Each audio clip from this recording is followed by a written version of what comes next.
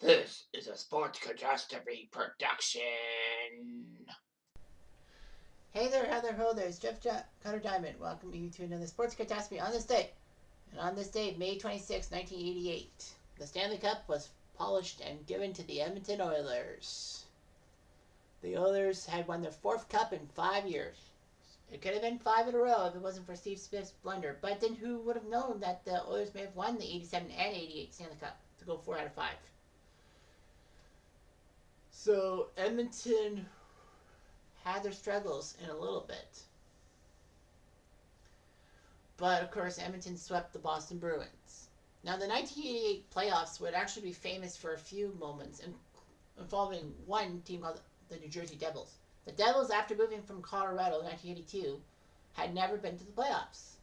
But in 1988, thanks to a John McClain overtime goal against the Blackhawks, the Devils sneaked past the Rangers in the playoffs for the Patrick Division's fourth spot. Remember, in 1988, the top 4 teams in each division would make the playoffs.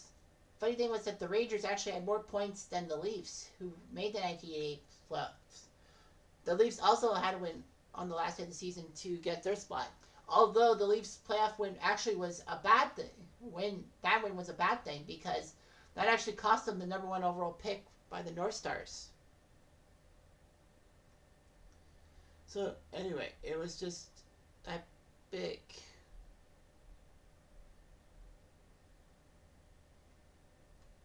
Anyway, the playoff bracket happened.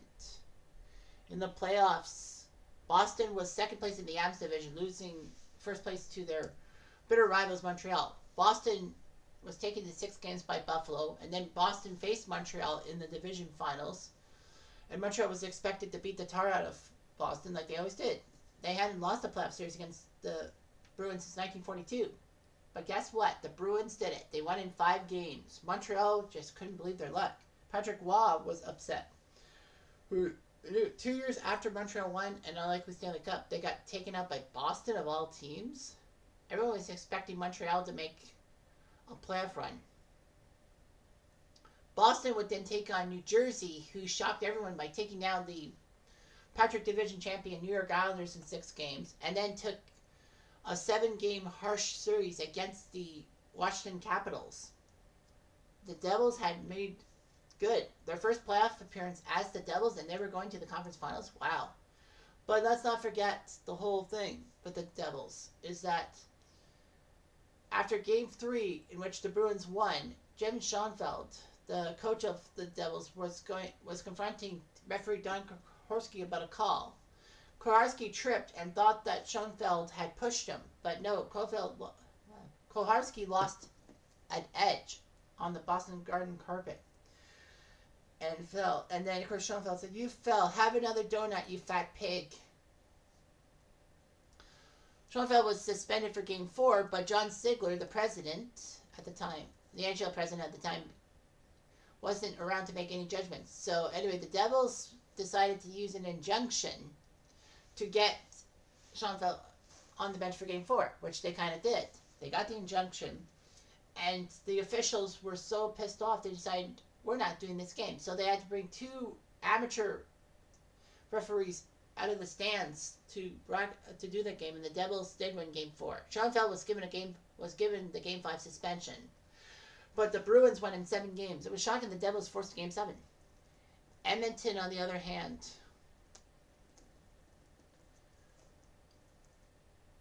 were second in the Smythe after Gretzky went down with injury. Calgary won the Smythe. Edmonton took care of Winnipeg in 5. Calgary took care of LA in 5. So Edmonton needed to do something about it. Edmonton somehow, in some way, faced Calgary in the Smythe Division Final and swept the Flames, even though the Flames had home ice. The Oilers just did it. Well, Gretzky's 50-foot slapper in Game 1 of the Division Finals, the score in overtime, was the big moment. Edmonton would drop a game to the Red Wings, who won the Norris Division playoff. So it would be Oilers, Bruins, and all that. So, of course, the Leafs somehow snuck into the playoffs and actually won 2 games at Joe Louis Arena in that series.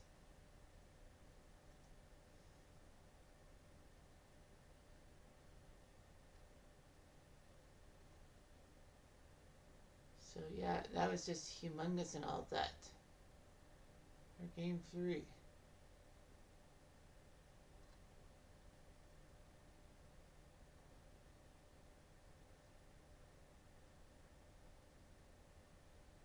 Oh, it wasn't the Boston Garden carpet. It was in New Jersey. Oh, I thought it was Boston Garden. Oh, well, I made a boo-boo. Anyway, it's the 1988 finals. Game 1 saw the Oilers win 2-1 on goals by Wayne Gretzky and Keith Acton, whereas Boston scored with Cam Neely. Fuhr and Moog were the goalies. In Game 2, Boston changed goalies with Reggie Lemelin coming in to start the game. Oilers won the game 4-2. Glenn Anderson, Mark Messier, Wayne Gretzky, and Yuri Curry all scored. Bruins had Bob Joyce and Ken Linsman score. Game 3 saw the Oilers go into Boston and crush them 6-3. Kevin McClellan, Esa Tikkanen, Glenn Anderson, Tikkanen again, Craig Simpson, and Esa Tikkanen. Esa freaking Tikkanen with a hat trick. Esa Tikkanen with a hat trick. Boston had goals by Randy Burridge, Mo May, and Cammy Neely.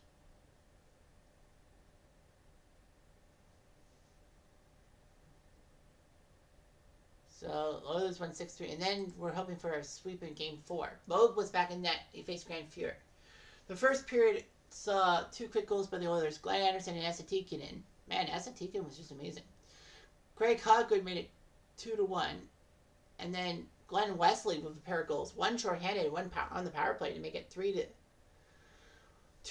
And then after Craig Simpson scored on the power play at 16:37 of the second period, just when they were announcing that goal, poof, the lights went out. All the lights went out in Massachusetts. Bee Gees actually sang that song. So, when all the lights go out in Massachusetts. So, Boston Garden, because of it being antiquated and their power source being on a rail that was actually ran over or something like that, they couldn't have the backup power and all that. They had enough lights to get the fans out of there, but they couldn't play hockey, so guess what? It was canceled and all that. Game 4 was suspended, as it were.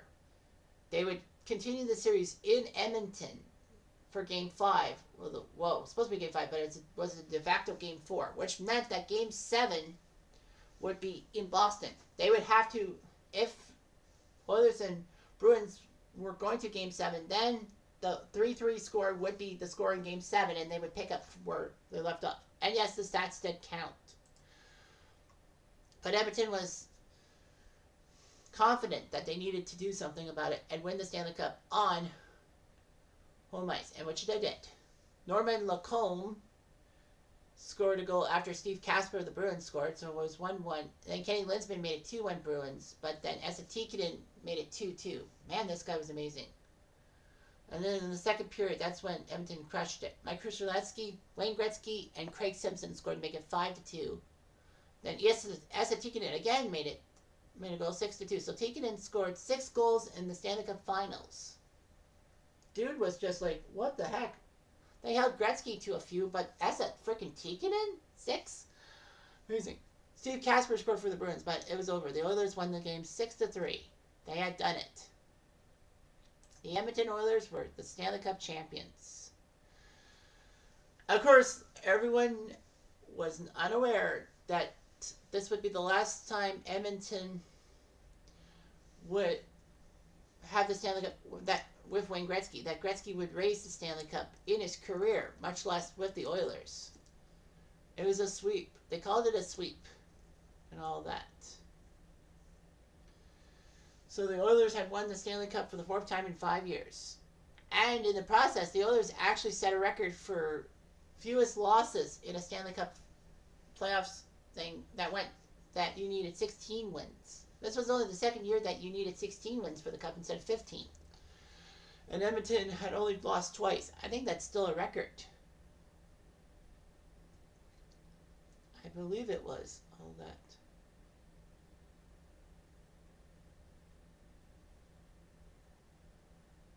So anyway, yeah, there was a power problems and all that.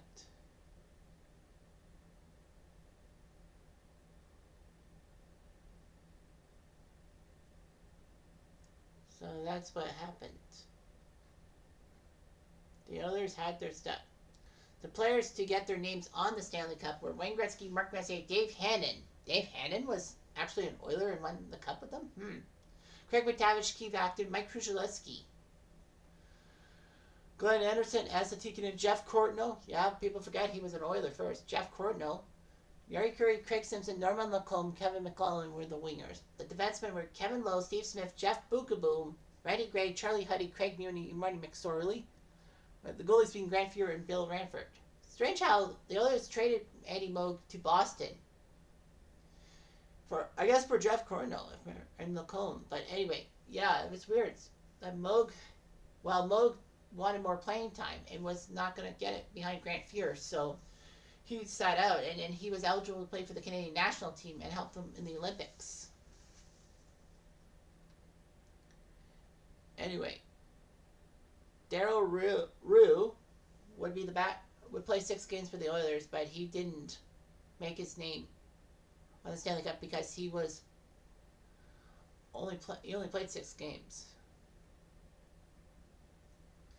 Steve Dykstra played 42 games in 1988 and joined Edmonton in a trade, but he didn't play in the playoffs. So Dykstra didn't have it. Jim Weimer didn't play in the finals, so his name was off the cup.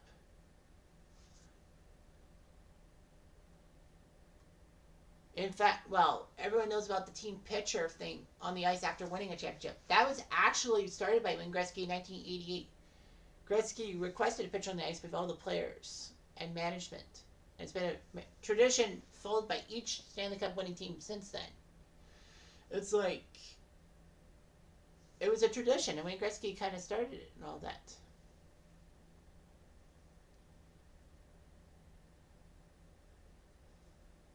So anyway, it was just huge and all that. So yeah, the Oilers had done it and all that. The funny thing was that the English rights to the Cup final was actually split between Global and CBC. A couple days ago, I talked about the CBC CTV thing, that CTV would broadcast the first few games across Canada, except for Montreal and Calgary, which CBC had to use their broadcasting guys there. But yeah, so Global aired games 1 and 2 in Edmonton and across the country. CBC would do games 3, 4, and 5. Global actually had the rights to games 6 and 7, although game 7 would have been a shared broadcast between CBC and Global. That partnership ended.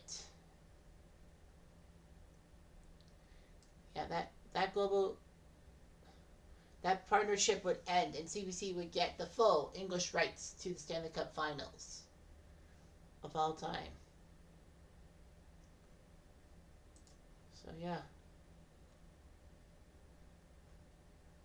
it's just amazing what he could have done.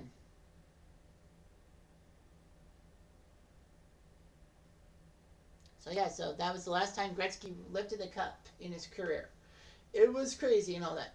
And some people actually theorized that it was a conspiracy so that Gretzky could win the Stanley Cup on Edmonton ice and not on opposition ice in Boston. But Edmonton was playing to win in a sweep and all that. But yeah, 16-2, that's hard to beat. I mean, only losing twice in 4 rounds? Amazing. But anyway, that's the thing with Gretzky. Anyway, I'm jumped on to do.